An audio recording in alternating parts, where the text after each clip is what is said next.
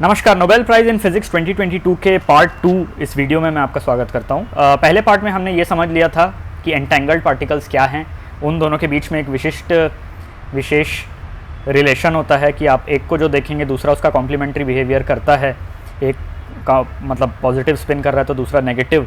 और आइंस्टाइन जो हैं वो और उनकी टीम, उन्होंने ये कहा था कि क्योंकि ये इसमें डिस्टेंस मैटर नहीं करता कि कितना भी दूर हो, तो इसका जाहिर सा मतलब ये है कि ये पहले से ही इनको ये प्रॉपर्टीज़ असाइन हो जा रही हैं, जैसे एक लेफ्ट हैंडेड ग्लव एक राइट हैंडेड ग्लव उस तरह की। और इसके पीछे कोई हिडन फोर्स, हिडन वेरिएबल है जो क्वांटम का मैथमेटिक्स अभी समझा नहीं पा रहा, तो उन्होंने उसको इनकम्प्लीट घोषित कर दिया था।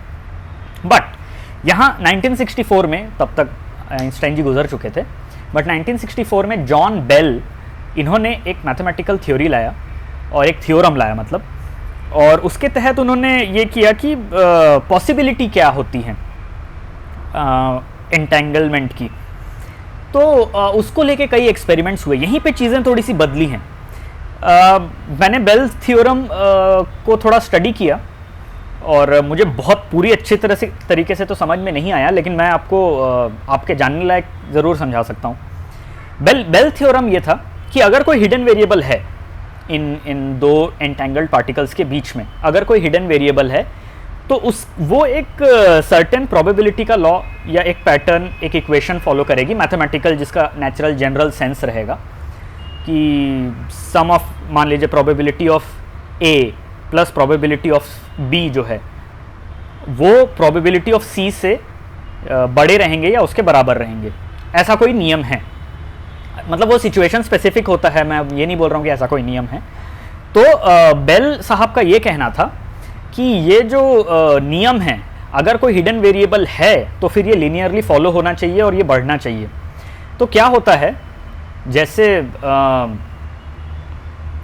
पोलराइजिंग ग्लासेस जो होते हैं, आप में से कई लोग वो चश्मा पहनते होंगे पोलराइज करने वाला, तो लाइट फिर पास नहीं होता है, गाड़ी चलाते टाइम काम आता है, तो वो पोलराइजिंग फिल्टर ही होता है। तो उसमें ये होता है कि आप कितना ब्लॉक कर रहे हैं और कितना जाने दे रहे हैं, उसका और ये जो मैं बेल थ्योरम बता रहा हूँ उसके बीच में रिलेशन आता है कि अगर आप दो को 0 डिग्री पे रखेंगे, दो लेंस हैं, उससे लाइट पास हो रही है और दोनों 0 डिग्री पे, तो पूरी की पूरी पास हो जाती है, और एक को परपेंडिकुलर और एक को सीधा रखेंगे तो टोटल ब्लॉक हो जाता है।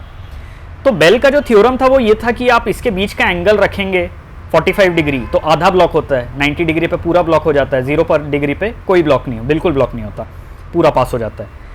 तो आपको ऐसा सुन के लगेगा कि ये लीनियर रिलेशन है ना, ऐसे बढ़ाते जा रहे हैं तो बढ़ते जाएगा, आधे में 50% होगा, यहाँ 100% होगा। लेकिन ऐसा नहीं होता है। जब बीच में 25% या आप 75% करेंगे तो आपका वो कॉरेस्पॉन्डिंग ये नहीं होता है कि हाँ आप 25% है तो आप 75% जाएगा। वो 25% पे मतलब 45 डिग्री के बजाय 22.5 डिग्री पे आप रखेंगे तो फिर 85% पास होता है, ज़्यादा लाइट आती है। तो वो लीनियर नहीं है, वो साइनोसॉइडल है। साइनोसॉइडल मतलब साइन कोसाइन, आपने ट्रिग्नोमेट्री आप लोगों में से जो पढ़े होंगे, तो वो क्योंकि लीनियर नहीं है तो बेल इनइक्वालिटी का जो थ्योरम है वो उसमें पास नहीं होता है। और बेल इनइक्वालिटी पास नहीं होने का मतलब ये है कि वहाँ हिडन वेरिएबल नहीं है, क्योंकि अगर वहाँ हिडन वेरिएबल होगा तो बेल इनइक्वालिटी के हिसाब से वो मैं जो इक्वेशन बोला आपको, a plus be less than और इक्वल टू सी या ग्रेटर देन और इक्वल टू सी, आप जिस वेरिएबल को जो नाम देंगे वो हमेशा सही रहना चाहिए। लेकिन क्योंकि ये लीनियर नहीं होता, कभी ज़्यादा पास कर दे रहा है कभी कम पास कर दे रहा है, उस एंगल पे डिपेंड करता है। एंगल लीनियरली फॉलो नहीं होता है कि 0 से 90 डिग्री बढ़ते जाएगा, इसलिए वो लोकल वेरिएबल हो ही नहीं सकता।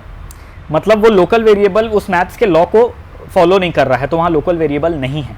तो ये 1964 में बेल का थ्योरम आया था, और जॉन ग्लाउजर जो हैं, जिनको अब की बार ये नोबेल प्राइज़ मिला है, 3 लोगों में से एक हैं, उन्होंने सबसे पहले इस पर नज़र डाला और फिर उस पर उन्होंने काम आगे शुरू किया। और बाकी 2 लोग का भी आप नाम सुने, एलन एस्पे और एंटोन ज़ीनिगर। एक मिनट रुक जाइए, मैं नाम भूल रहा हूँ, Anton Zeilinger, I am so sorry. तो एंटोन ज़ीलिंगर जो हैं, इन लोगों ने इस पे काम आगे बढ़ाया, पर जॉन ग्लाउजर सबसे पहले थे। तो ये बेल इनइक्वालिटी जो है वो यही था, उसका सार यही है, समझ लीजिए कि एक मैथमेटिकल फार्मूला है जो आइंस्टाइन के हिसाब से जो नियम होना था कि एक हिडन वेरिएबल है जो इस पूरे इक्वेशन को समझा सकता है, वो बेल इनइक्वालिटी फेल कर जाती है, मतलब वो बेल इनइक्वालिटी में बैठता नहीं है, वो जो बेल इनइक्वालिटी का जो इक्वेशन है वो उसमें फेल हो जाता है। और ये एक कंक्लूसिव प्रूफ है कि कोई हिडन वेरिएबल नहीं है, वो दो एंटेंगल्ड लोग अपने आप में इंटरेक्ट कर रहे हैं। अब वो चाहे जैसे इंटरेक्ट कर रहे हों, वो आपस में कम्युनिकेट कर रहे हैं या नहीं कर रहे हैं, इस पर कमेंट वैसा नहीं हो रहा है, क्योंकि ये बात सच है कि लाइट की स्पीड से तो पार हो नहीं सकती। तो मैंने आपको जैसा पहले बताया कि एक पार्टिकल नहीं होता है, एक बैंडविड्थ होती है, एक समझ लीजिए एक रेंज होता है जिसमें आप वो पार्टिकल को मानते हैं। तो ये भी वही है, वो जो दो एंटेंगल्ड पार्टिकल्स हैं वो आपस में उनका एक बैंडविड्थ है, वो एक विड्थ के अक्रॉस फैले हैं, तो एक का जो एक पे जो असर होता है वो दूसरे पे भी असर होता है। तो इस चीज़ को हम लोग यूज़ कैसे कर रहे हैं टेक्नोलॉजी में, असली बात यही है। मतलब नोबेल प्राइज़ क्यों मिला है, वही तो सवाल है ना आखिर में।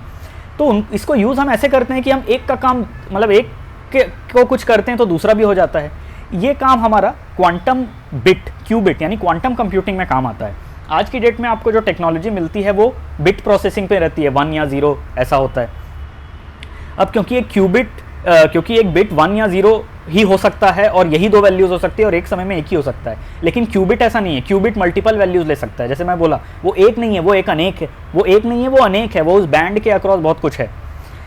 तो इस इन एंटेंगल्ड पार्टिकल्स के जो वो रहते हैं, प्रॉपर्टीज़ रहते हैं, इसको हम यूज़ करके, इसको हम अप्लाई करके टेक्नोलॉजी में डाल सकते हैं। और कंप्यूटिंग की जो दर है, कंप्यूटिंग का जो रेट है, वो बहुत ज़्यादा बढ़ सकता है। मतलब सुपर कंप्यूटर्स बना सकते हैं।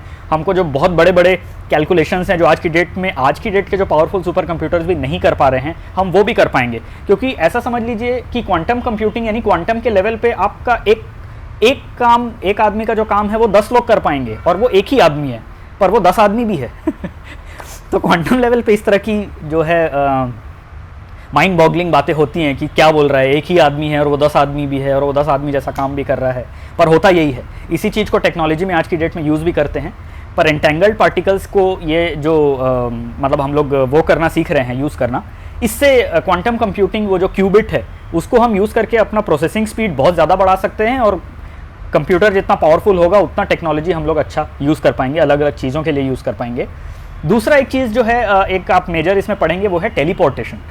जो एंटोन ज़ीलिंगर जी जो हैं, जिनको नोबेल प्राइज़ मिला है, उन्होंने टेलीपोर्टेशन एक्चुअली कर चुके हैं। टेलीपोर्टेशन क्या होता है, आपको पॉइंट ए से पॉइंट बी तक जाना है, तो आप ए से बी ट्रैवल नहीं कर रहे हैं, आप ए पे डिसअपियर होके बी पे अपीयर हो रहे हैं। इसको टेलीपोर्ट होना बोलते हैं। तो जो एंटोन ज़ीलिंगर जी हैं, इन्होंने ये कर लिया है। वो एक जो एंटेंगल्ड पार्टिकल हैं वो दूसरे से उसको इंटरेक्ट कराए, उसकी पूरी प्रॉपर्टीज़ रीड किए और वही प्रॉपर्टी कहीं और पे क्रिएट कर दिए। तो टेलीपोर्टेशन, इधर डिस्ट्रॉय हो गया और उधर क्रिएट हो गया। तो टेलीपोर्टेशन का फ्यूचर इससे है, मूवमेंट बहुत तेज़ हो जाएगी। और जैसा कि मैं हमेशा सोचता हूँ कि ये क्यों है, कि मतलब जैसे हम कितने छोटे हैं, हमारा लेवल देखिए, इतना सा सूर्य है गैलेक्सी लेवल पे, अगर आप यूनिवर्स लेवल पे देखेंगे, इतना सा सूर्य है, उसमें इतनी सी पृथ्वी, इसमें इतने से हम, कि एनर्जी, मतलब इतना बड़ा सूर्य है, एनर्जी का परपेचुअल सोर्स है, और आप यहाँ पे लाइट पंखा बंद करते रहते हैं बिजली बचाने के लिए। तो मुझे वही ये कुछ इसका सेंस नहीं लगता मेरे को। मुझे वही लगता है कि हम इस यूनिवर्स के बारे में कुछ नहीं जानते हैं, और वो बहुत बड़ा है जो हम नहीं जानते हैं, क्योंकि हम जिस स्केल पे हैं और कॉस्मिक स्केल जो है उसके बीच का डिफरेंस इतना ज़्यादा है कि इट मेक्स नो सेंस। मतलब कहीं ना कहीं हमारे नॉलेज में एक बहुत बड़ा गैप है, और वो जब गैप फिल होगा तब हमारा यूनिवर्स का नॉलेज बहुत ज़्यादा बढ़ेगा। हम यूनिवर्स में यहाँ वहाँ आ जा पाएंगे, जैसे शायद टेलीपोर्टेशन से हम ज़्यादा नॉलेज प्रोसेस कर पाएंगे, जैसे शायद क्वांटम कंप्यूटिंग से। और ये जो चीज़ें हैं, इसमें एक थ्योरी ये भी रहती है कि आपके क्वांटम लेवल पे क्योंकि इतनी सारी पॉसिबिलिटीज़ होती हैं, और आप मैक्रो लेवल पे आते आते सिंगल हो जाते हैं कि हाँ एक आदमी है तो एक ही आदमी है, वो यहीं बैठा है। वो एटॉमिक लेवल पे बहुत सारे होते हैं कि एक आदमी है और पता नहीं कितने आदमी हैं और पता नहीं कहाँ कहाँ बैठे हैं, उसकी प्रोबेबिलिटी क्या क्या है। तो वो बढ़ते बढ़ते ऐसी एक थ्योरी है कि वो क्वांटम लेवल से रियल वर्ल्ड लेवल तक आते आते बहुत सारे पैरेलल यूनिवर्स बन जाते हैं, और उसमें हर एक पॉसिबिलिटी अपने अपने हिसाब से चलती है।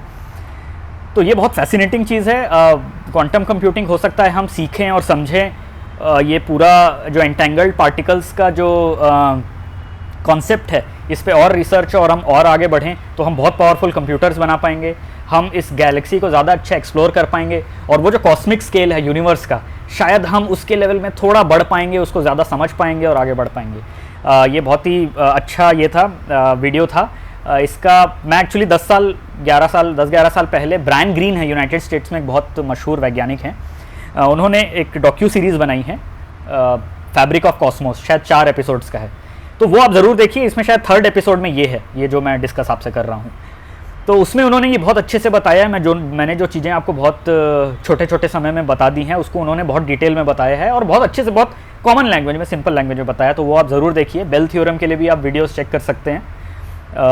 मेरे लिए पॉसिबल होगा तो मैं उसको डिस्क्रिप्शन लिंक में भी डाल दूंगा। बाकी अगर आपके इसमें और कोई विचार हैं, आपके और कोई क्वेश्चंस हैं, तो आप ज़रूर पूछिए और लाइक, शेयर और सब्सक्राइब भी ज़रूर करिए। Thank you very much.